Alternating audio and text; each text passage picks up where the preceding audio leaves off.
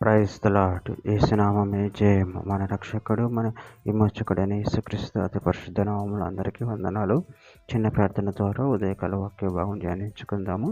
పరిశుద్ధుడ మహాకరుడు అయిన దేవ యేసయ్య, సర్వాధికారి నాయన, మీకే వేలాది వందనములు, కృతజ్ఞతాస్తుతులు చెల్లించుకుంటాను దేవ ఉదయకాలం ప్రభు వాక్య భాగం ధ్యానిస్తుండగా వాక్య భాగం అర్థమవులు సహాయం చేసి మీ కృపలో బలపరిచి మీకు మాదిరిగా మమ్మల్ని నడిపించమని చిన్న ప్రార్థన యేసునామములో అడిగి వేడుకుంటున్నాను తండ్రి. Amen amen.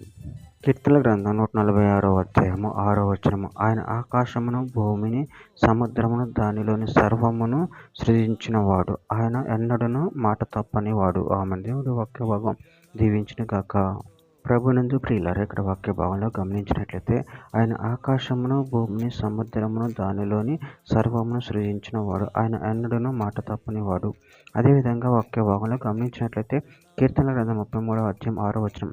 యెహోవా వాక్కు చేత ఆకాశములు కలిగిన, ఆయన నోటి ఊపిరి చేత వాటి సర్వ సమూహము కలిగిన. కీర్తనల గ్రంథం 136వ అధ్యాయం 5-6 వచనంలో తన జ్ఞానం చేత ఆయన ఆకాశమును కలగజేసిన, ఆయన కృప నిరంతరం ఉండును. ఆయన భూమిని నీళ్ళ మీద పరిచి ఉన్నాడు, ఆయన కృప నిరంతరం ఉండును.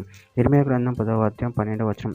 ఆయన తన బలము చేత భూమిని సృజించిన, తన జ్ఞానం చేత ప్రపంచమును స్థాపించును, తన ప్రజ్ఞ చేత ఆకాశమును విశాలపరచును.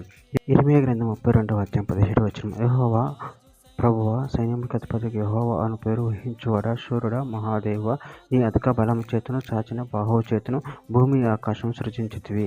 నీకు అసాధ్యమైనది ఏదీ లేదు. కొలసీలకు రాసిన పత్రిక 1వ అధ్యాయం 16వ వచనం.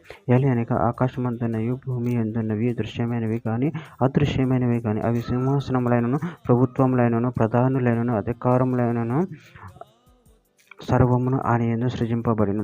సర్వమును ఆయన ద్వారాను ఆయనను బట్టి సృజింపబడిను.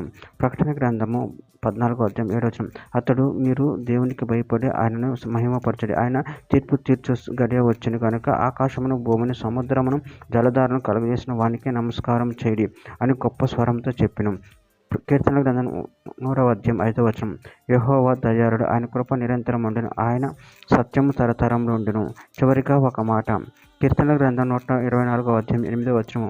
భూమి ఆకాశం సృజించిన యెహోవా నామము వలననే మనకు సహాయం కలుగుచున్నది. ఆమె. దేవుడి వాక్య భాగం దీవించిన కాక చిన్న ప్రార్థన చేసుకుందాము. పరిశుద్ధుడ మహాగణుడు అనే దేవ యేసయ్య, మీరు ఇచ్చిన వాక్య దానాన్ని బట్టి ప్రభావ మీ కృతజ్ఞతలు చెల్లించుకుంటాను తండ్రి. నాయన మీ ద్వారా ప్రభావ మాకు సహాయం కలుగుతున్న తండ్రి.